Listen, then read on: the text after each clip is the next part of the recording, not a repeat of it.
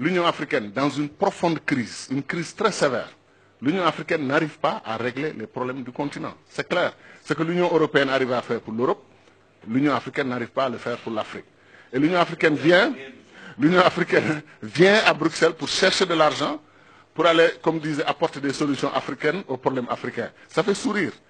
Comment on peut apporter des solutions africaines aux problèmes africains avec l'argent européen?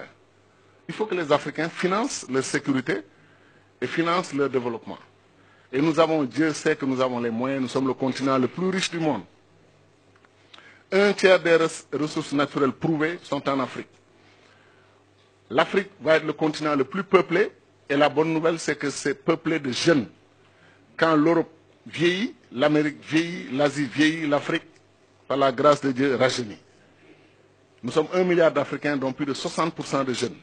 Et dans moins de 30 ans, on sera 2 milliards d'Africains, dont une grande majorité de jeunes. Maintenant, les jeunes, c'est un atout qui peut être une bombe. Si nous nous débrouillons pour avoir la même Afrique, désunie, hyper balkanisée, avec 50 et quelques États, une Afrique pauvre dans un continent le plus riche du monde, ces jeunes-là vont devenir un problème au lieu d'être un atout. C'est pour ça que je lance un appel, pas pour moi seulement, mais pour tous les panafricanistes. Il faut élire des dirigeants panafricanistes dans nos pays. L'exemple de Wade, Kadhafi et Obasanjo l'a prouvé. Des dirigeants non panafricanistes ne vont pas parler du futur de l'Afrique. Ils vont nous faire rêver en nous faisant croire qu'il est possible de bâtir l'Afrique sans l'unité. Ce n'est pas possible. Ou bien ils vont parler de l'unité du bout des lèvres et ils vont pratiquer autre chose. Nous sommes aujourd'hui dans une situation de non-développement, de développement arrêté, parce que nous sommes divisés. Le Sénégal, la Gambie, la Guinée-Bissau, ce n'est pas possible, ça ne peut pas continuer. Il faut que ces trois pays, plus le Mali, plus la Mauritanie, plus la Guinée-Conakry, plus les autres pays de l'Afrique de l'Ouest, pourquoi on ne crée pas une union politique en Afrique de l'Ouest avec un gouvernement régional, fédéral? Pourquoi on ne peut pas le faire? Et lancer le même appel aux pays de la SADC, qui sont très unis d'ailleurs. Lancer un même appel aux pays de l'Afrique de l'Est. Le pays de l'Afrique du Nord, s'ils étaient unis, vous croyez que l'alliance Maroc-Algérie ne serait pas une puissance comme la France et l'Algérie, la France et l'Allemagne? Très rapidement. Mais chacun est dans sa situation avec les mêmes difficultés et on passe notre temps, chacun d'entre nous est un obstacle pour le développement de l'autre.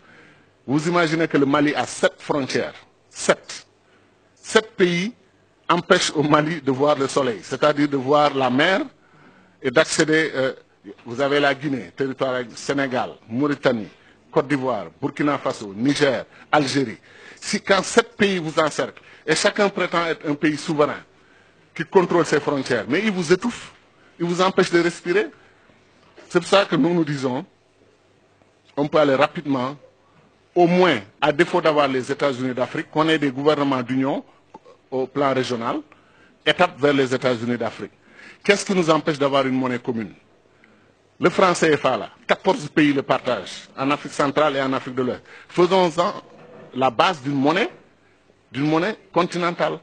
Parce que si le franc CFA s'allie avec le Nigeria, et on change le nom, on ne l'appelle plus franc CFA, c'est clair. Le mot franc disparaît au moins. Hein, on crée une monnaie africaine commune. Il ne faut pas démanteler ce qui existe et qui fonctionne pour quelque chose dont on rêve.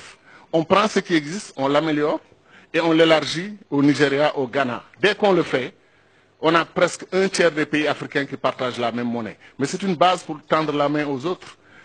Kadhafi, avant lui, Nkrumah, on parlait de Banque centrale africaine il y a 50 ans. Banque centrale africaine, monnaie commune africaine, constitution, citoyenneté africaine, armée, défense commune africaine, diplomatie commune africaine, commerce extérieur africain. C'est pour ça que je dis que quand on a mis Nkrumah de côté, après on a organisé le coup d'État, on s'est retrouvé avec un faux paradigme qui a fait que même les pays africains les plus avancés comme la Côte d'Ivoire sont retombés après dans la situation que l'on sait. Est-ce que vous savez que les Malaisiens allaient en Côte d'Ivoire pour dire aux Ivoiriens dans les début des années 70, nous voulons être comme vous? Aujourd'hui, la Malaisie est une puissance régionale. Elle vend de l'huile de palme à la Côte d'Ivoire qui lui vendait de l'huile de palme avant. La Corée du Sud, qui avait 1,5 milliard de dollars, 1,5 milliard de dollars de PIB égal au Sénégal, a aujourd'hui 1500 milliards. Le Sénégal a 15 milliards de PIB. Et la Corée du Sud a un niveau de développement équivalent à 25 pays d'Afrique qui sont regroupés dans le marché commun de l'Afrique du Nord, de l'Est et du Sud. 25 pays d'Afrique. Mais pourquoi? Parce qu'ils ont eu le bon leadership, et ils ont appris à être un État depuis 5000 ans. Nous, on apprend à être un État depuis 50 ans. Et des États qui posent problème parce qu'ils n'ont pas de frontières reconnues et acceptées par les populations. Les Africains, les populations sont panafricanistes. Ce sont nos dirigeants qui ne sont pas panafricanistes. C'est eux qui bloquent l'unité de l'Afrique. C'est eux qui bloquent l'avancée de l'Afrique. Chacun veut être président de la République avec cortège, escorte, nommer des ambassadeurs, nommer... Et je termine sur ça. Les États-Unis ont 13 ministres, les amis. 13 ministres. Première puissance du monde. L'Afrique a plus de 2500 ministres. C'est la vérité. Comptez 30 ministres par pays, ce qui est faible d'ailleurs. Et vous multipliez par 50 pays, 1500. Comptez 40 ministres par pays, multiplié par 50, vous êtes à 2000. Et on est 54 États. Et si on les suit, ils vont détacher l'Azawad du Mali, ils vont détacher la Casamance du Sénégal. On va continuer l'hyperbalkanisation de l'Afrique. Il faut arrêter ça. Il faut arrêter ça.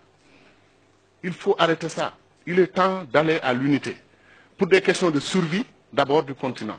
Et ensuite pour des questions d'ambition, que l'Afrique fasse partie des puissances du monde dans 10 ans, 20 ans, à côté de la Chine, qui est un pays aussi pauvre que nous, à côté de l'Inde, qui est un pays aussi pauvre que nous, à côté du Brésil, qui est un pays aussi pauvre que nous. Comment chacun d'entre nous peut faire face à la Chine, faire face à l'Inde, faire face au Brésil, faire face aux États-Unis? Voilà les 4 pays qui vont diriger le monde dans 10, 20 ans. 3 d'entre eux, sont des fédérations. 3 d'entre eux. Et le 4e est en fait, je n'ose pas le dire parce que j'ai trop d'amis en Chine, mais la Chine est un conglomérat de réalités nationales différentes, mais ils se sont unis. Voilà donc pourquoi on a tout intérêt, 1, à intégrer notre diaspora dans le processus de développement, et 2, à aller à l'unité politique.